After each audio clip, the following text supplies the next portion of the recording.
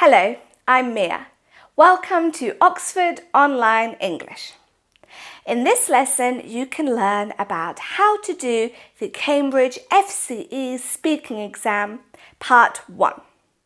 Even if you have a good level of English, the FCE speaking test can be challenging. In this lesson, you can see what to expect in Part 1 of the speaking test and how to improve your score.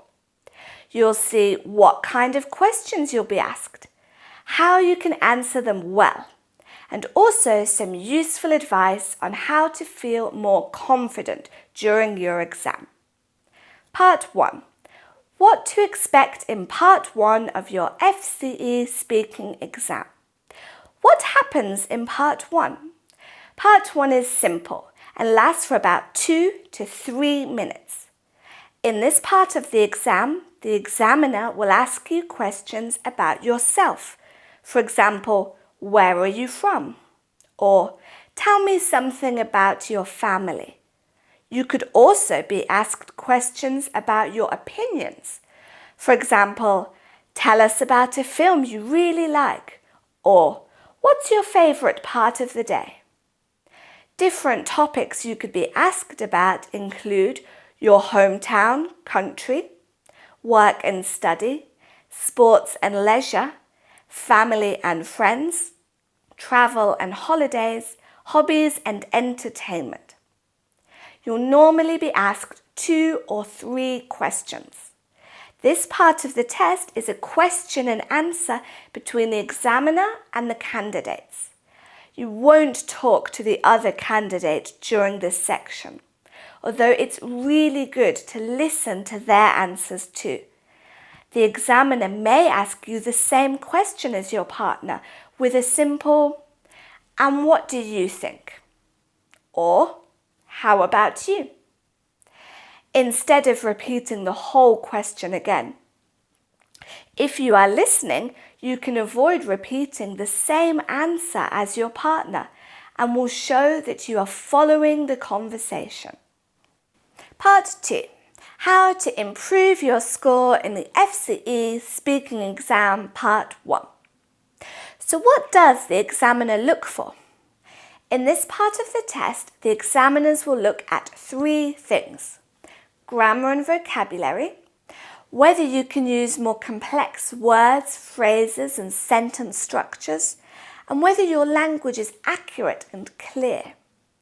Discourse management, whether you can build longer answers with connections between your ideas. Pronunciation, how clearly you speak and whether your stress and intonation are correct and natural. Let's look at what you can do to improve your marks in grammar and vocabulary and discourse management. First, let's look at grammar and vocabulary.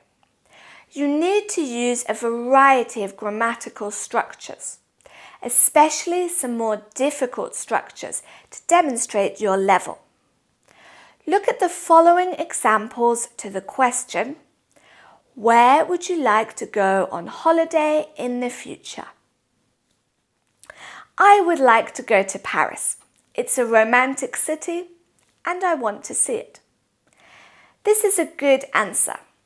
It uses the correct tenses and gives more information. Now look at this answer. If I had the opportunity, I would like to travel to Paris because it is such a romantic city and looks really beautiful. This answer is even better. Why? Because it uses the second conditional, if I had, as well as the words for emphasis, so and really, and also the conjunctions because and. These features make the answer longer, more complex and better connected. This will give you higher marks in the exam. You also need to show that you have a wide vocabulary. Try to use different phrases and adjectives so that you don't repeat yourself.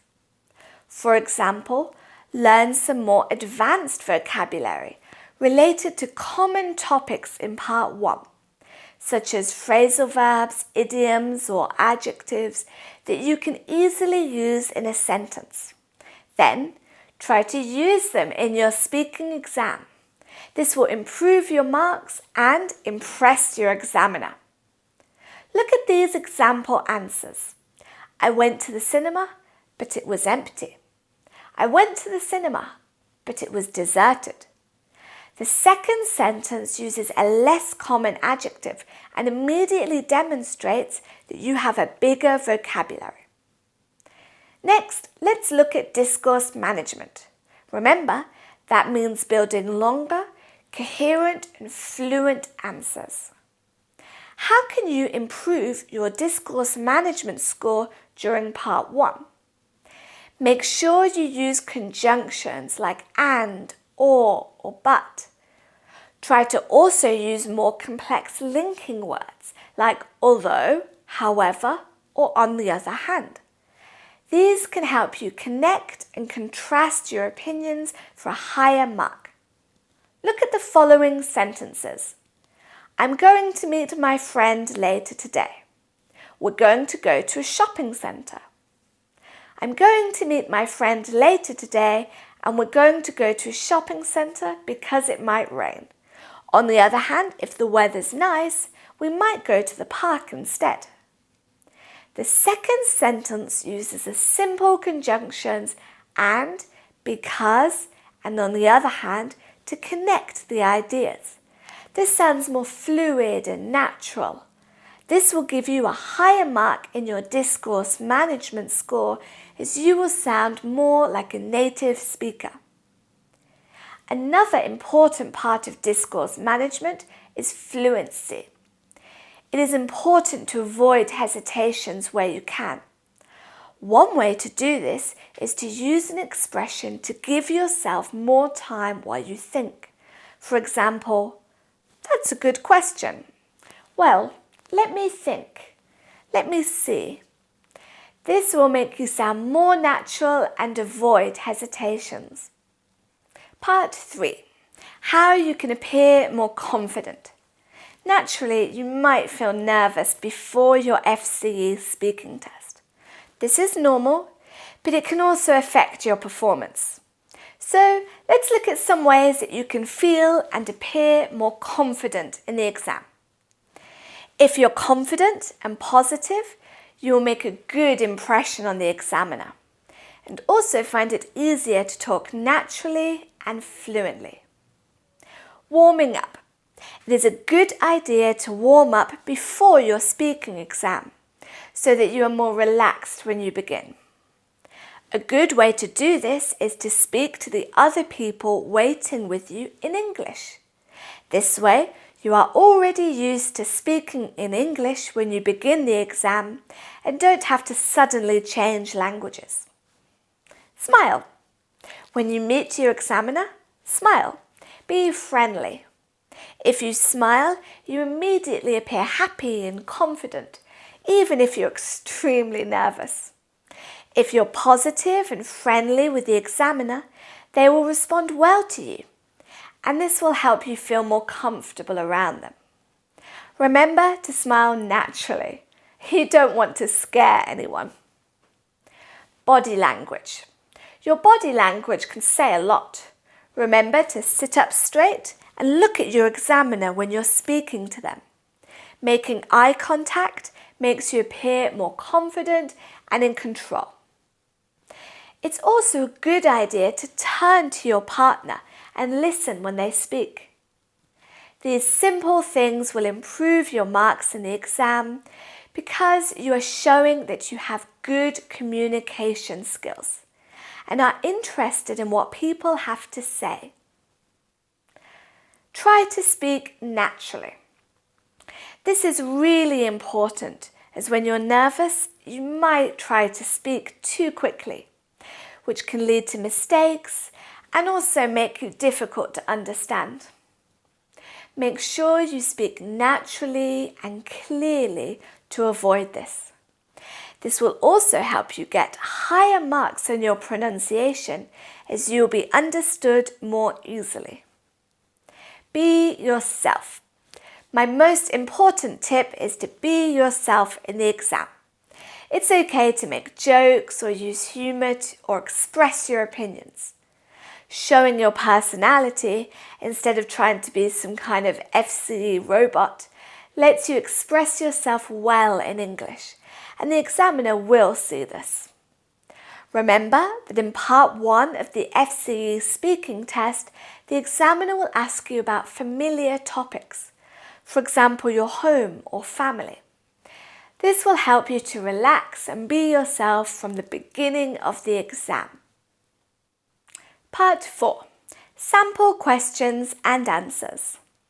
Okay, now that you know what's going to happen in part 1 of your FCE speaking exam and how to be more confident going in, let's look at some sample questions and answers. These will help you see what makes a good answer and also review the tips and points we looked at earlier on in this video. Our first question, where do you live? It is very likely you will be asked this question at the beginning of your exam. Look at the following answers. I live in Spain. I live in a pretty town in the south of Spain. The second answer is better, as it is longer and includes more details and description. Remember that it is important to answer in full sentences in the speaking exam, as this will improve your marks in discourse management. Here's another sample question. Tell us about a TV show you've seen recently. A lot of the questions you may be asked are likely to be very open questions, similar to this one. These open questions are great because they give you a good opportunity to express your opinions and use some of your phrasal verbs and adjectives. Look at this answer. Yesterday, I watched a show about animals. It was funny. This is okay, but it's quite basic for FCE level, and there aren't any details. Here's another answer. Recently, I've been watching Making a Murderer. I'm interested in crime and psychology, so I enjoy this TV show a lot. You can see here how using more advanced vocabulary and grammar can make your answer more interesting and detailed. This answer would help you get a higher score on your speaking exam. Now look at this question. Are you interested in sport? Again, this is a very open question, which is good as it lets you personalize your answer. Look at this answer. Yes, I'm interested in sport. What do you think? It's not a great answer. It's quite short and doesn't give any additional information. What about this one? Yes, I'm interested in sport. I really like basketball and swimming. In fact, I swim every day. You can see here how giving a longer answer gives more information. However, this answer doesn't flow very well and is still quite basic. So how should it be done? Well, yes, I'm interested in sport. I really like basketball and swimming because they're great exercise and you can practice them outside. In fact, I love swimming so much that I swim every day. You can see here how using conjunctions makes the answer sound more natural and allows you to build longer answers. You can also see how saying something simple like, well, at the beginning of your answer gives you more time to think and produce a better answer.